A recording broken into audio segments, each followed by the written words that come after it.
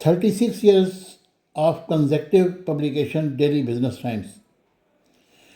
Important news for today newspaper.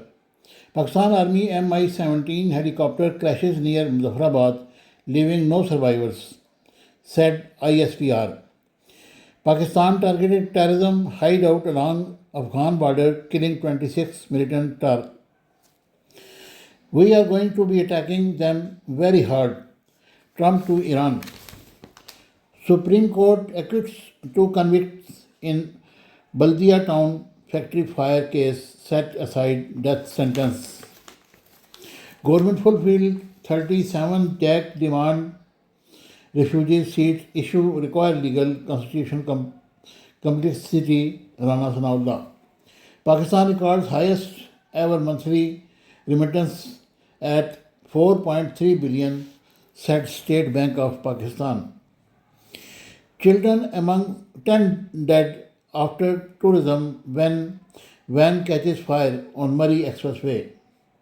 NEC approves rupees 3,669 trillion national development budget, sets 4% growth target by fiscal year 2026-27.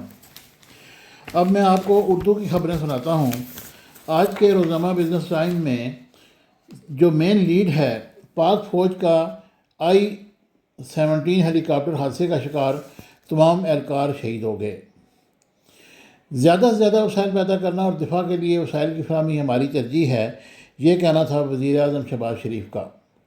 اور پاک افغان سرحد پر کامیاب کارروائیاں، فطرت اور ہندوستان کے 26 دہشت گرد ہلاک ہو گئے. بمباری سے کسی قوم کو سرنڈر نہیں کیا جا سکتا، یہ کہنا تھا ایرانی صدر کا. اور کشمیر کاز کو نقصان پہنچانے کے لیے غیر ملکی ہاتھ ملوث ہے، اعظم نذیر تارڑ. اور پاک افغان سرحد پر جھڑپیں بھی ہوئی ہیں. اور اس کے علاوہ خیبر پختونخوا میں آج سے 13 جون تک بارش کی پیشن گوئی کا الرٹ بھی جاری کر دیا گیا ہے. اور آج کے ہمارے اداریے میں جو مین اداریہ ہے، مشرق وسطیٰ میں جنگ بندی اور امن کا امتحان، اور وقت کا کوڑا اور بونوں کا تماشا، یہ ہمارے آرٹیکلز ہیں. بجٹ ٹیکس اور عوامی مشکلات، فیفا ورلڈ کپ 2026 فٹ بال کی تاریخ سب سے بڑا عالمی ایونٹ، اور ترقی پسند منصفین کی تحریک کے 90 برس، اور خود کو بدلیں. اس کے علاوہ فیصل آباد ڈپٹی کمشنر ریٹائرڈ ندیم کی ہدایت پر فیصل آباد میں بہت ساری کارروائیاں کی گئی ہیں.